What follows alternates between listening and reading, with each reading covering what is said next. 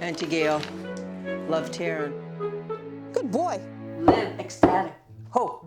I'm Gail Sparrow. I'm a member of the Musqueam First Nations in Vancouver, Canada. And what keeps me happy in my life is I'm happy when I'm helping. That's my motto. And I'm from a family of 10 children. My mother was the first non-native to reside here. She married my father, First Nations, and raised on her own as a widow 10 children. And growing in a large family, we were always happy to be together, to help one another, to serve one another.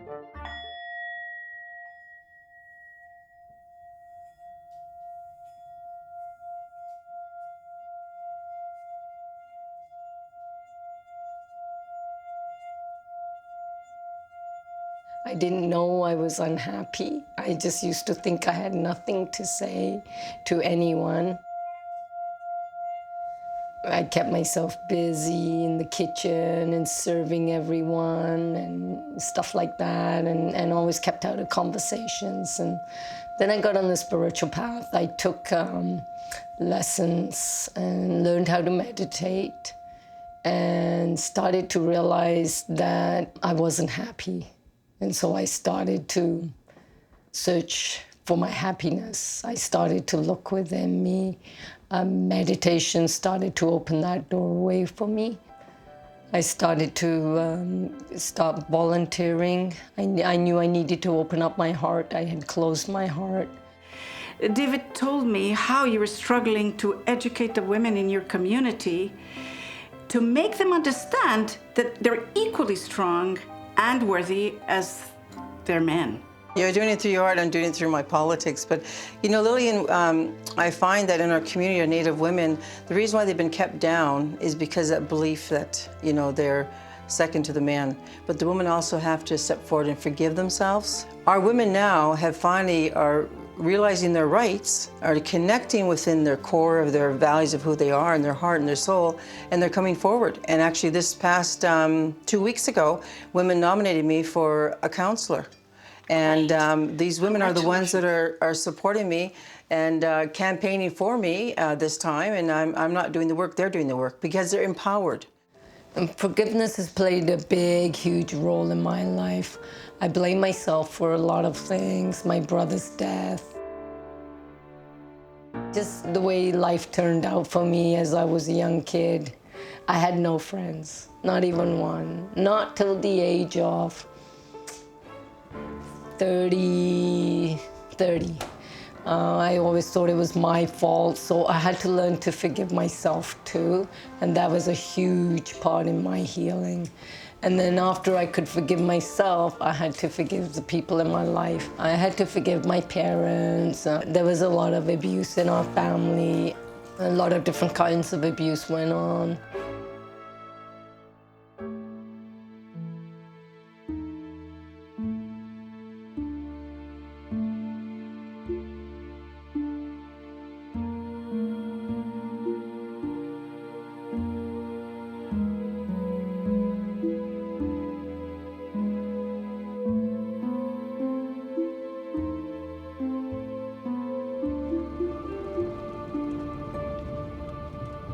Around 7 o'clock at night, we'd stop and get a hamburger, which is a teenage thing to do.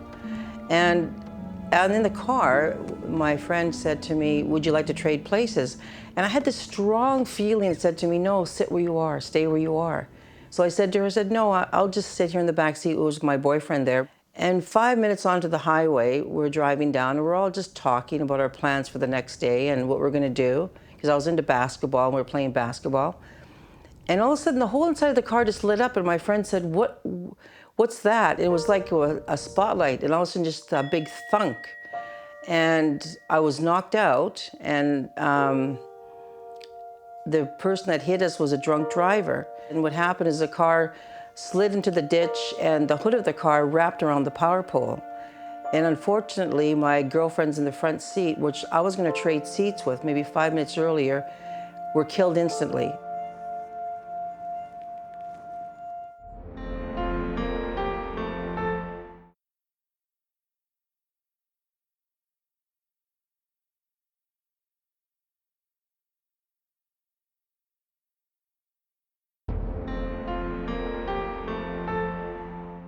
Reiki resonated with me. It just, when I did Reiki, I can feel the energy go through. I can feel the joy in my heart. It just feels really good to me. It started back in the 1900s. Buddha did it, Jesus Christ did it. Everyone can do it. It's just pouring out unconditional love, and that's it. You're just channeling energy from a higher source, that's all, and you're just channeling it into the person that needs Reiki. The driver of the car was pinned underneath the car.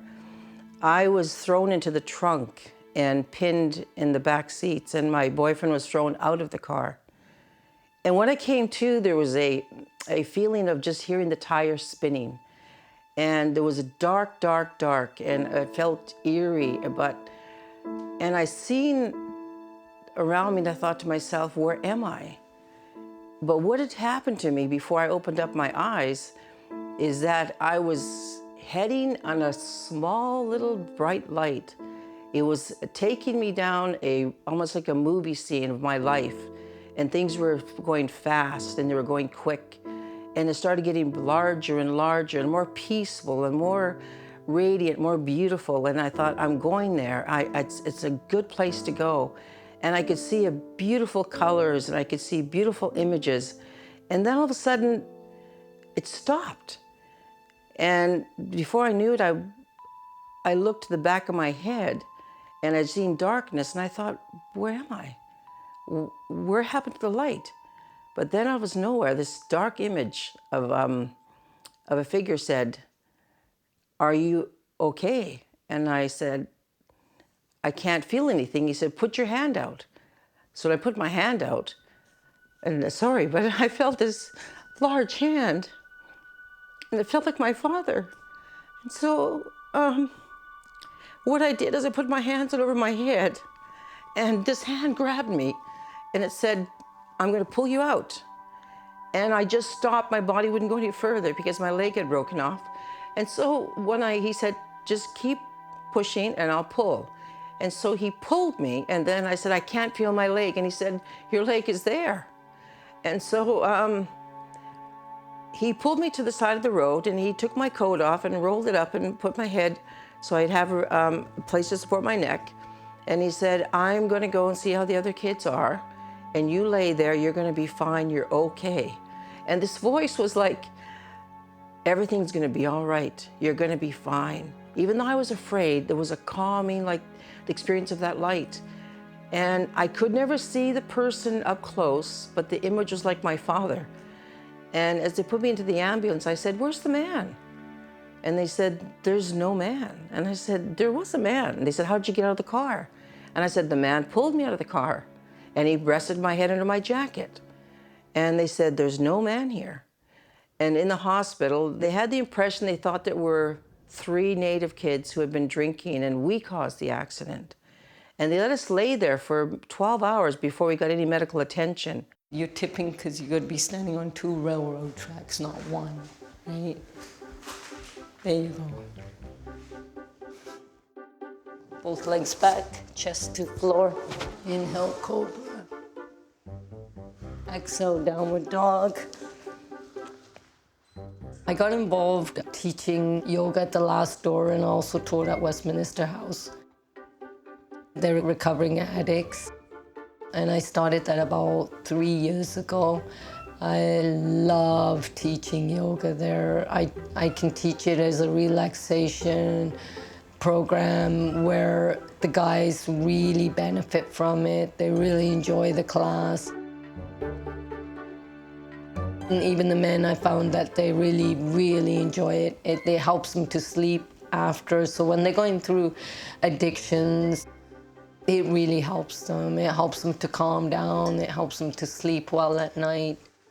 I was financially untrustable, mentally ill, emotionally unstable, physically unfit, and spiritually bankrupt. This is the way I forgave myself for a lot of the damage that I continued to cause to myself in that relapse. The fear that had controlled you once again left you looking for a way to end it all. The guilt and shame around your actions and the people you hurt in recovery still weigh heavy on your conscience. It's been 5 months, but today you no longer carry the weight of your addiction alone. The friendships you built here at the door are the reason why you are still sitting in this chair. Bitterness undermines our well-being. Forgiveness is an antidote for that.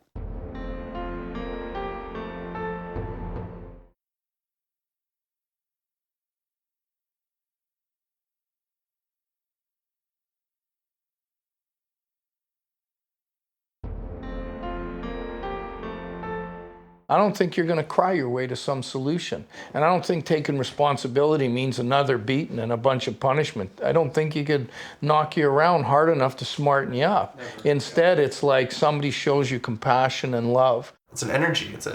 People notice it. Like when you let go of the past, you can move to the future, and you can move into the future with positivity. And like, yeah, I'm gonna go spend some time with my mom. Just knowing that I had feelings and that I was aware of those feelings, good or bad, it didn't matter. It was just really interesting to feel something. The hardest thing at a young age is my idea of happiness was so skewed, right? Like I thought happiness was money, I thought happiness was girls, I thought happiness was like clothing and my license, and like I thought it was all these external material, not shallow, but just not full of substance. I thought that's what happiness was, and I'd get those things, and then I still would want more, and I just wouldn't be happy. And I was trying to find happiness on the outside, but never on the inside. So coming to this program and coming to spirituality, it talks about finding happiness from within. Last Door is what I would describe as a therapeutic community. So family's really important. Making amends, taking responsibility. Once a person does that and gets that clutter out of the way, then we start talking about, happiness and satisfaction and common sense, love, and like a whole 180 degrees of what addiction's all about. Happiness is pretty important, like I've also met people who have materially have everything, and how they're condemned is they don't appreciate anything. That's sort of their spiritual death. They have a wife and kids and a great career and a community, and they're completely disconnected. And in recovery, for a guy in a position like that, he'll start to appreciate his kids and love his wife and be a part of his community, and that same spiritual awakening has a profound effect. It puts you in a position where not only can you stay clean, ultimately, that is really important, but just not using and staying angry, staying disconnected, staying greedy, selfish, staying with those defects and negativity running your life. How are you going to be happy? Oh, I'll be happy when and if. I'll be happy later. I'll be happy when I get that or go there. And those are illusions. I think there you go. Yeah, light up your life, Linda. Oh. There you go. I am the light of the world. He that followeth me shall not walk in darkness, but shall have the light of life. Wow, we just turned on the light and picked up the scripture about light. Lord put eyes in front for you to go forward in life, not backwards. And what are we getting? And your feet are made to go forward, not backwards. Oh, I never thought of that either. Hey, did you get the notice about the nominations? Yes, Gail, I'm sure glad you got nominated. Oh, I know. So, I'm behind you. I'm going to campaign. I'm going to do my best. well, Linda, you've always been there for me all the time, and Just what like your mom you've said. always been there for me. Well, it's all for serving the people and doing You've what's right. always been there for the Yes. people. Look, I phone you, you come up. Oh, hi, Mary. Oh, it's a while, eh? Oh, my. You got the. Kitchen Swan. Oh, yeah. Yeah. Push him. The cushion for the arthritis. Mary, right from Eagle Island. Nobody else has this but you. Right from Eagle Island for your daughters. Girls, yes. The girls, eh? They'll fix Yeah, it the up. eagle feathers. Oh, that's good. Yeah. And the next trade, we'll do some more. Fly with the eagle. And I remember my manager always used to say, Tina, smile, and I'd be like, I am smiling, because I never smiled. And then I had my 3 kids and I left the bank. I went back to the bank, 2008. But I went back a completely different person. Like, I smile all the time at work. I love my job. I love meeting people. I know all of my clients that come in, and I just enjoy seeing them there. It's just like being at home. You go above and beyond sort of what we ask for from our employees at the bank.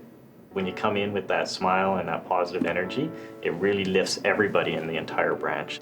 As you know, every year the bank does recognize select individuals to go to an awards ceremony, and it's our annual Best of the Best employees. So today, Tina, I really wanted to present you with the award for the annual Best of the Best employees. Oh, thank you. Really appreciate that. Thank you. And I'm glad. Whoa, It's okay. break it. I'm ecstatic.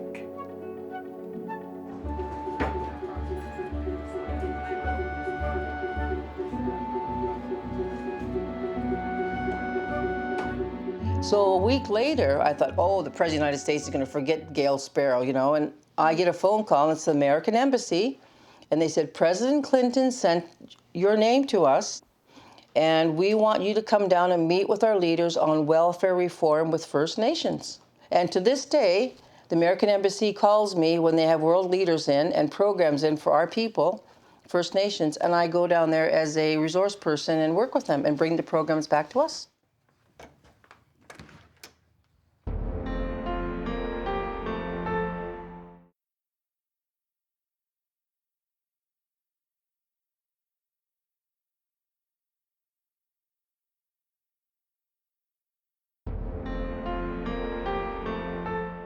I lived for many years feeling guilty that I never switched seats.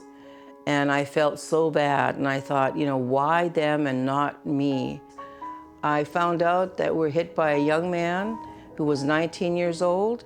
He was drinking and he was racing to a bar. He was traumatized and felt bad for this, but I decided that just as my father had a problem with his alcoholism and his drinking and did a lot of things under the influence, I forgave, I let go.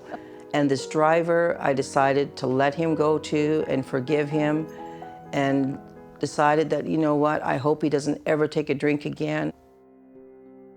I know that he never did, and from that tragedy, he learned a lesson, and we all did, of forgiveness, that there's life, there's our spirit goes somewhere, and there is a purpose for me. And when I knew that my friends died instantly, and I could have been one of them, I knew that God had a purpose for me and a reason for me to be here today. And I know it is now, because I'm serving my community and working with my people, and again, regain my happiness, my purpose in life. You don't have to really forget, but forgiveness really means we'll act as though it didn't happen, and we'll together build a better relationship in the future.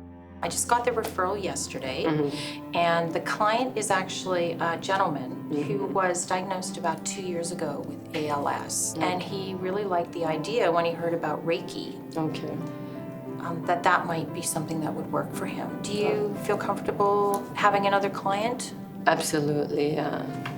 Yeah, I really like doing the Reiki on the patients. It brings them a lot of peace and a lot of, it helps them also with the pain. And I really enjoy, you know, when it's done, they just feel so much better. It feels good to them. Yeah, you know, I've gotten some feedback from some of your clients, and that's exactly what they tell me, is that also that your presence is really reassuring to them, because you seem so kind. I learned so much from being around people that were terminally ill, and watching them with their families, and realizing how important forgiveness was, and realizing how important just reaching out to each other and loving each other unconditionally was. I learned a lot from working with terminally ill people. I learned The most important thing is to be happy and just spread love, touch people, give them hugs, exchange that positive, loving, unconditional loving energy. And it just makes a difference in everyone's life. Wrap yourself in living and not just looking at what you don't have or what you do have. Life is not just here, but life is also the experience of our spirit. For anyone else that's in an abusive relationship or has gone through stuff like that, the best advice I can give anyone is to look inside yourself, start to heal from the inside, start to love yourself, start to forgive yourself. You didn't cause the abuse, you didn't ask for the abuse. It just happened. It made you who you are, it made you stronger. I look at people as, you know, just beautiful souls. I don't judge anyone, I don't criticize anyone. No matter what they're going through, no matter what's going on in their lives, I know they're in that sort of a position because it's something that they need to learn themselves. So, above all, love yourselves unconditionally. You know, tell yourselves every day. Like I used to stand in front of the mirror and tell myself I love myself, like every day, until I started to believe it. My grandfather also said to me, you know what, you leave life better because you were in it. You work for the people to leave it better because you're in it. And he said, and don't fill your pockets with money. He said, you fill your pockets with service and helping. He said, that's the key thing that we want in our community. He always had his hand out for help, to reach across the Great Divide. He never formed a fist. When you have a closed fist, you're closed in and you're not going to be open, and it's all for yourself, and it points back to you, your hands, but when your hand is out, it points out to people and working with people, and that's what he represented to me. The thing that really makes me happy is to know that we're all connected. We're all very much connected, and we're all trying to get back to source energy.